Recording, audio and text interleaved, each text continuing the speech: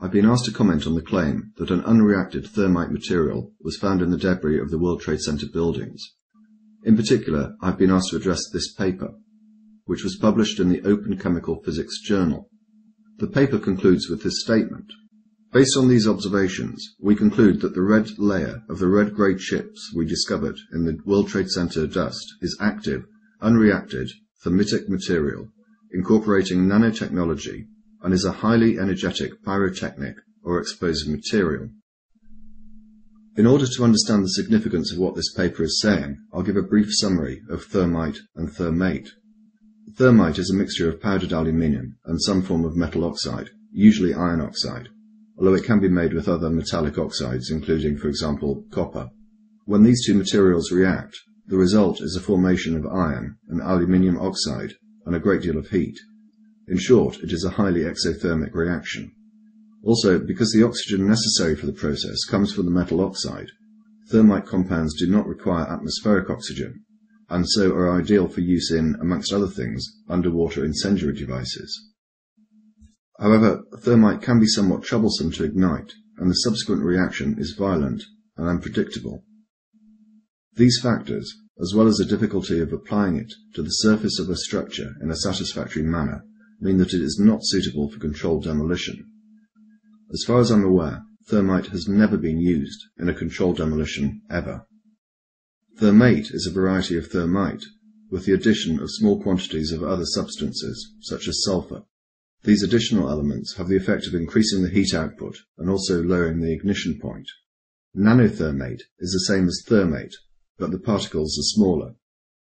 It has been suggested that this form of thermate can be contained in a gel and be formed or shaped in such a way that it could be used in a controlled demolition.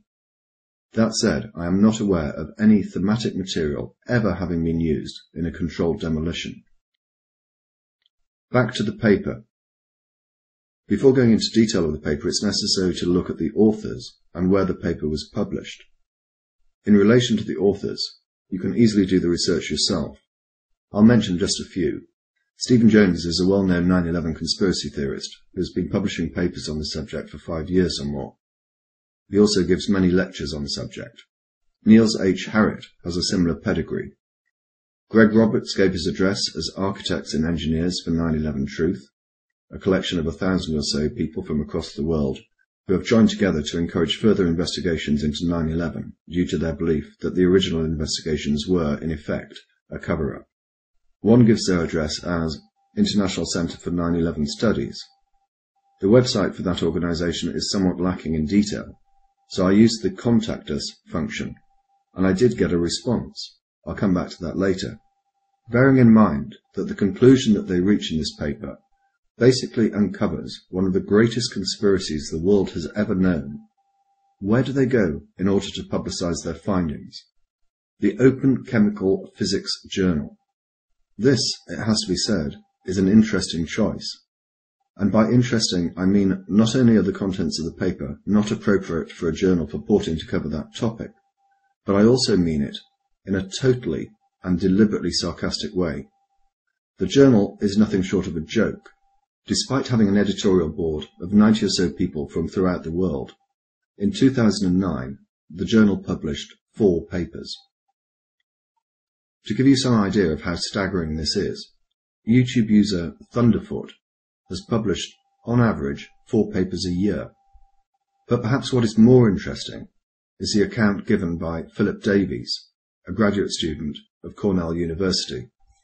This article appeared in the New Scientist in September of last year. I'll pick it up at the beginning of the second paragraph. Earlier this year, Davies started receiving unsolicited emails from Bentham Science Publishers, which publishes more than 200 open access journals, which turn the conventional business model of academic publishing on its head by charging publication fees to the authors of research papers and then making the content available for free.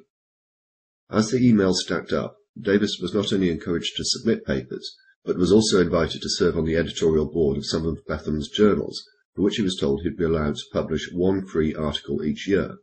I received solicitations for journals for which I had no subject expertise at all, says Davies. It really painted a picture of vanity publishing.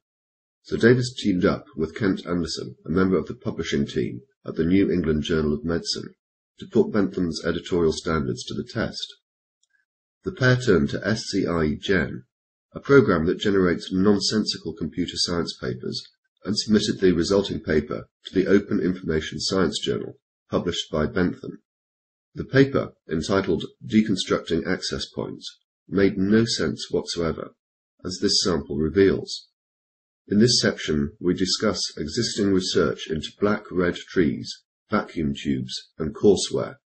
On a similar note, recent work by Takahashi suggests a methodology for providing robust modulates, but does not offer an implementation. Davis and Anderson, writing under the non-deplumed David Phillips and Andrew Kent, also dropped a hefty hint of the hoax by giving their institutional affiliation as a Centre for Research in Applied Phonology, or CRAP. Yet 4 months after the article was submitted, David Phillips received an email from Sana Mokharam, Bentham's assistant manager of publishing.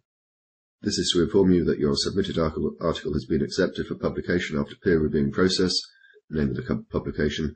I would be highly grateful to you if you could please fill and sign the attached fee form and covering letter and send them back to me via email as soon as possible to avoid further delay in publication. The publication fee was $800 to be sent to a P.O. box in the United Arab Emirates. Having made his point, Davis withdrew the paper. I failed to mention earlier that Kevin Ryan and Frank Legg are joint editors, along with Stephen Jones, of the Journal for 9/11 Studies. So far, we have a collection of authors who appear to have a bias. Allegations of bias are something that Stephen Jones is familiar with. In his paper, Why Indeed Did the WTC Buildings Collapse?, he used this photograph, with the annotation, workers evidently peering into hot core under the WTC rubble. This photograph was doctored. This is the original, and the glow that you actually see is from a portable light used by the workmen as they searched through the rubble. Jones has also faced criticism for his analysis of Mayan archaeological evidence as supporting his belief that Jesus had in fact visited America. In any event, the authors then published the paper in an obscure journal with a dubious reputation for peer review. But it gets even better than that. The paper was published without the editor's knowledge. I've not been able to find out exactly how this happened, but it is clear that as a result of this paper's publication, the editor, Marie Paul Pellini, resigned. A fuller record of the statements that she has made in relation to this matter are linked in the description. I'll just rely on these. They have printed the article without my permission, so when you wrote to me I did not know that the article had appeared. I cannot accept this, and therefore I have written to Bentham that I have resigned from all activities with them. She continued, I cannot accept that this topic is published in my journal. The article has nothing to do with physical chemistry or chemical physics, and I could well believe that there is a political viewpoint behind its publication. If anyone had asked me, I would say that the article should never have been published in this journal, period. As I indicated earlier, I contacted the International Centre for 9/11 Studies, and I received a response. My initial question related to this ambiguous statement on the website. Specifically, I asked who the director and members of staff were. I received a response from James Gawley, one of the authors of the paper, indicating that he was director. He then asked how he could help. I replied by asking about the paper, and again he responded and asked if I had any specific questions.